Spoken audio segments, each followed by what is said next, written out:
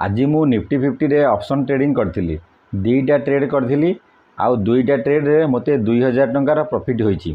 एही दुईटा ट्रेड मु दुईटा स्ट्रैटेजी रे करथिली। गोटे हला लिक्विडिटी स्ट्रैटेजी, दुई हला एसआर इंटरचेंज स्ट्रैटेजी।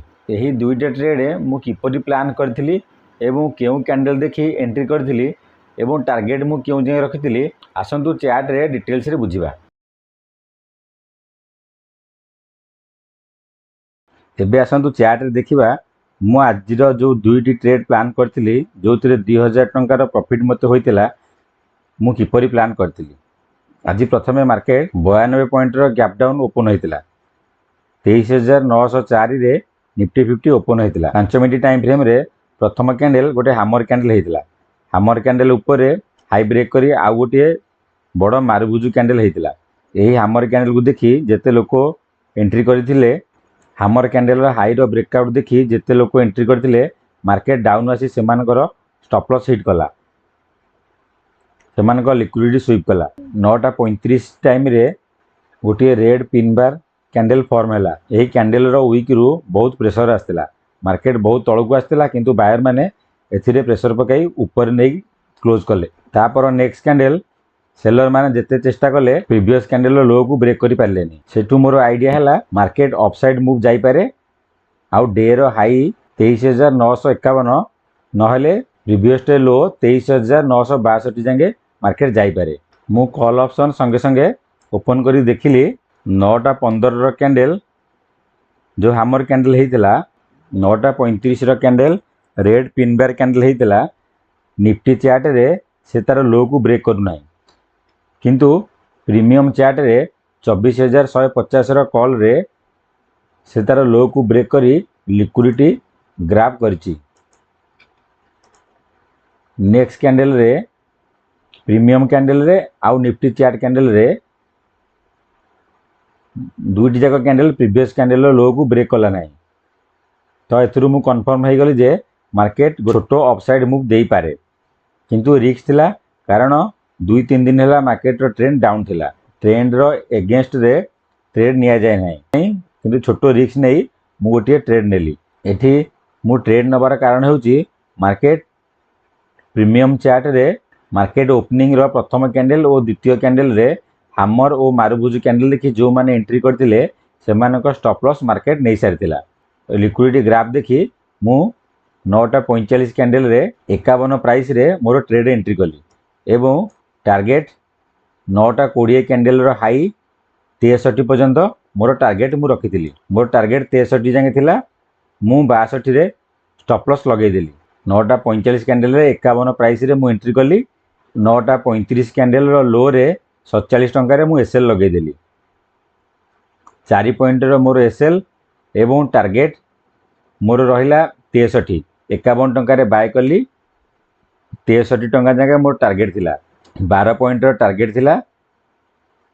4 पॉइंट रो एसएल थिला। 1:3 मोर टारगेट थिला।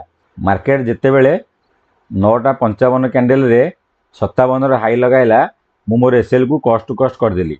एबे मार्केट रे मोर लॉस हेबार नाही। जदी मार्केट रिटर्न आसिला मोर कॉस्ट टू कॉस्ट रे सेल हे जिवो, मते लॉस किछ हेबनी। नेक्स्ट कैंडल रे मार्केट 59 रो लो लगाई मोर एसएल हिट कर देला।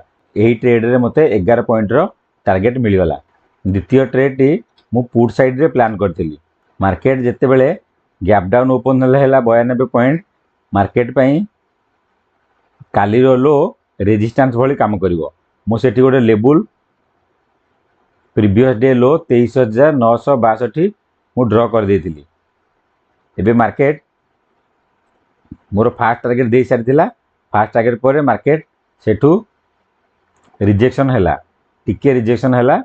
एही रिजेक्शन देखि गुरा लोक एंट्री करथिबे किंतु मोर प्लान अपसाइड थिला।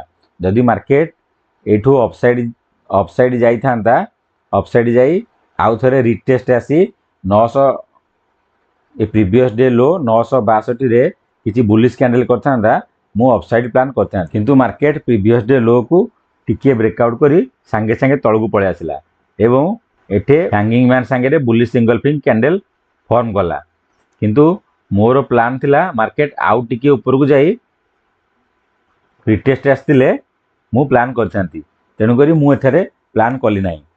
पुणी मार्केट ऊपर को टिके जाई पुणी आउ थे रिटर्न आसला। एबे मु अलर्ट हो गली कि मार्केट जदि ये बुलिश कैंडल करे मु ट्रेड रे एंट्री करी। किंतु मार्केट 11:20 रे सही लेवल को ब्रेक करी तले क्लोज कला।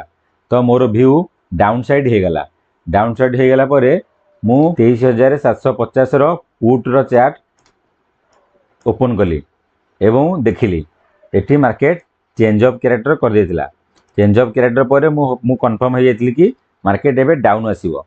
एबे मोर प्लान थिला कि जदि market direct down आसीबो more trade रे एंट्री करबा नहीं, किंतु जदि मार्केट रिटेस्ट करी आउ थरे 23,062 लेवल को जीवो ताहले मु एंट्री करी।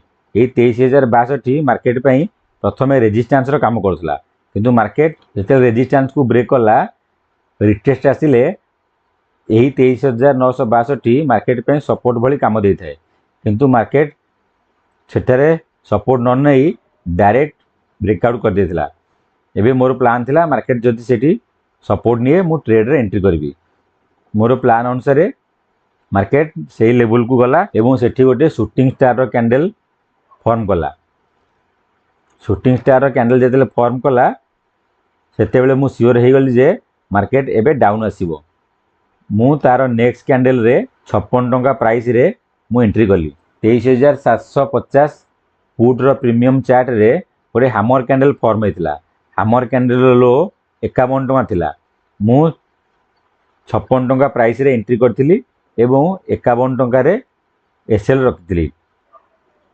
मार्केट 52 टंका जाके लो आसिला। एबे market non stop green candle करी ऊपर को चलला। मोर टारगेट थिला प्रीमियम कैंडल रो 9:15 कैंडल रो डे हाई जार प्राइस हेउची 92 टंका। किंतु मु जेतेबेले एंट्री कली ता पूर्वरु आउ गोटे स्विंग हाई थिला। प्रथमे मोर फास्ट टारगेट यही स्विंग हाई थिला।